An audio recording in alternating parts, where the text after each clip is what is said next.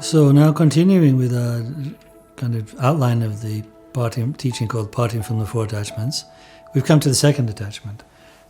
Manjushri said, if you have attachment to the three realms of existence, you don't have the renunciation thought.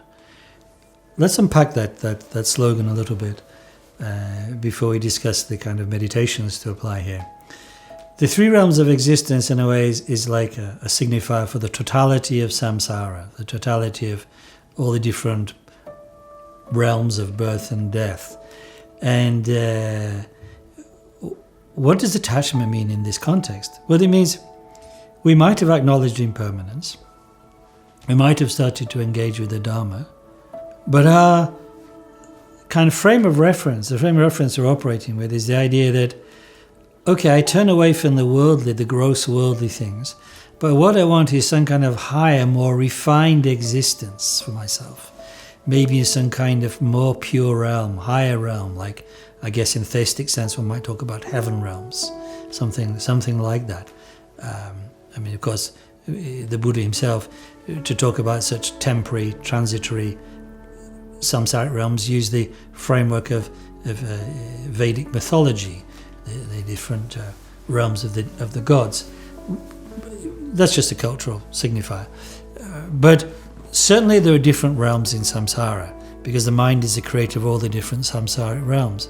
So one might be thinking, well, the purpose of practicing religion, the purpose of practicing Dharma is to lodge myself in a higher, purer realm, where I won't be subject to all those kind of icky, kind of tasteless, vulgar, kind of physical, gross some bits, and I'll be a higher being, kind of more pure being, somewhat godlike, maybe angelic or something like that. Is that the purpose of practicing the Dharma? No. Why not? Because actually, in fact, that's just another, all one's done is change one address. One is still in samsara. One is still subject to the cycle of birth and death. Why so? Because one's ambition is still egocentric. It's still set on lodging oneself somewhere, having a new secure basis for oneself. So it's an upgrade, but it's still samsara if one is practicing Dharma for a higher rebirth. Many people come into Dharma for that reason. That's okay. But if they really want to progress towards enlightenment, they have to let go of this. Some may never have this ambition, but many will. So it's a subtle trap, you see. It's a more subtle trap than the trap of attachment to the things of this life. Because it looks dharmic, it looks religious, it looks spiritual, but finally it's a dead end. That's the point. Because even if one is as it's said in the teachings, even if one is reborn as Indra, the mythical king of the gods, one will be later on reborn as a servant of a servant. King one day, servant the next life. Or you may be born as Brahma, the chief god of the form realm, so pure and so clean, but later on you'll descend to the lowest realms, the kind of the temporary hell realms. You're a temporary god, it's followed by temporary hell, because you're all bound up in self, in the ambitions of self. So we have to cut through this. So what is the antidote then to attachment to a good rebirth? The antidote is to take a good look at what is samsara, at all the different realms of samsara, to come to realize that actually all of samsara is dominated by nothing other than suffering. And therefore anywhere one lodges in samsara, from the lowest to the highest, is just suffering in one way or another. So the principal meditation then, as antidote to attachment to the three realms, is meditation on the defects of samsara, the faults of samsaric existence, which are, in short, suffering. And the auxiliary meditation with that is to meditate on karma, cause and effect, because karma, our actions, are the mechanism by which we end up temporarily each time in the different realms of samsara. So the two meditations kind of go together. Let's take suffering first, the principle antidote. Lord Buddha said in his very first sermon, monks, there is suffering. Monks, there is suffering. That means to say that the way we experience things, we're all bound up in suffering. Why? Because all our experience is contaminated by self-centeredness, by self-clinging, and from that flow the disturbing emotions, hatred, desire, ignorance, and so on. From that flows karmic actions, which produce the different sufferings and temporary happinesses of samsara. So right now we're all tangled up in suffering. But we may not know that. We may think, well, actually it's pretty good. Things are pretty good for me. Okay, still a little bit more to do, a little bit more work to do, but things are pretty good. So we need to take a good, long, sober look at our situation. In fact, suffering comes in three ways, as is taught by Lord Buddha. The suffering of suffering, the suffering of change, and the suffering of conditionality. The suffering of suffering is, yes, the suffering that looks like suffering. When it comes, it's visibly suffering. We cannot deny that. Most dramatically, it's the suffering that we would experience in the lower realms. The hell realms, the ghost realms, the animal realms. Sure, they're all impermanent, like any other conditioned place. But sure, we've all been there countless times, since samsara is beginningless. Since there's no creator of samsara except our own actions based upon ignorance, and ignorance is beginningless, as the mind stream is beginningless. So we've all been to the different lower realms, innumerable times. But we can all go there again. If our lives become dominated by the three strong poisons that cause them, hell caused by hatred, the ghost realm caused by avarice, and the animal realm caused by ignorance, the willful refusal to use our intelligence. So in those realms, there's no happiness at all except when they end. They're just suffering and oppression. Most seriously, of course, in hell, where our very hatred turns against us in the projection of the hallucinations of claustrophobic suffering.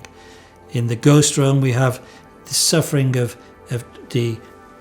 unfulfilled avarice and greed and need brought about by our avarice, where we've burnt up the whole world and we can find no sustenance in the world to satisfy our greed. And ignorance in the animal realm, where though they possess Buddha nature like all beings, they're nevertheless unable through the domination by instinctual ignorance to ever make a change for the better. And so they'll only be reborn from that realm when there's a ripening of good karma from previous higher lives, as is the case for the hell beings and the ghosts also. So the three realms, suffering of suffering. Our human life is more generally characterized by the suffering of change. That is to say that here it seems like happiness. Where is the suffering? When the happiness goes. So the suffering of this realm, of the human realm and the other high realms, comes as happiness and departs as suffering. Because nothing lasts. As we've seen, whatever pleasures, whatever securities, whatever happiness we gain are temporary. They're produced by cause and conditions, and therefore they'll come to an end. Nothing lasts forever. Some things seem to last for longer than others, but even they are continually mutating and changing while they seem to be present. So the more we cling to those things as permanent happiness, the more we guarantee suffering for ourselves. Does this mean we should have a gloomy attitude or a kind of negative attitude to the temporary happinesses of life? For instance, the love that passes between partners, love between children and parents, and between friends and comrades. Not at all. one should open to that in response to that and let go of one's self-clinging. But unfortunately, what we do usually is cling to them as permanent and as a kind of solidity, a security. That is where we turn them, a cause of happiness, into a cause of suffering. Because we cannot hold on to anything. The situation of life are like water running through our hands. Nothing can be held on to. So we create the suffering of change for ourselves by our clinging. And it needs a real kind of radical shift in ourselves to overcome that. The shift of turning away from samsaric securities and samsaric ambitions and objectives. By realizing even the happinesses of the higher realms are not permanent. Otherwise, we are just locking ourselves in another cell within the jail of samsara. And so that's why aiming for the higher realms is no solution. And underlying these two sufferings, the suffering and suffering change, is the suffering of conditionality. Actually, that means the very grasping at our body and mind as something solid, which we can depend upon, guarantees we'll suffer. But we can see it in a more simple way in the fact that we've never satisfied our desires. No desire is ever fully satisfied. And we never stop working and labouring to try to produce permanent happiness for ourselves, but it never works. And in fact, if we really could look back, we'd see that this has been going on since beginningless time. So deep in our kind of bones, so to speak, there's a weariness from samsaric suffering. So in short, samsara is like as I said, there's not a needle point of true happiness in samsara. And we've got to see that, just like a person in a prison has got to see it's a prison in order to wish for liberation. And where does these different samsaric situations come from? They come from our actions, from karma. God didn't send us there. There's no such creator God. The devil didn't send us there. There's no such powerful devil. The devils and gods are from our own actions, from our own mind, from our own emotions. We create samsara. We are our jailer. We produce the key.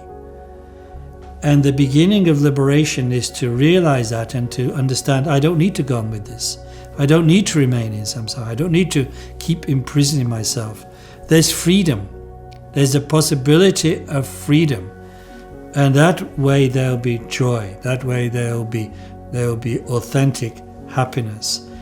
Through embracing the Dharma wholeheartedly and wishing for liberation, wishing for nirvana, the cessation of suffering, there will be true peace. So this is the second attachment, the attachment to the three realms, and that is the antidote to consider the samsaric suffering, the defects of samsara, and karma, the mechanism which produces the different sufferings. So this is as is taught in the commentaries on the Shampuja drama.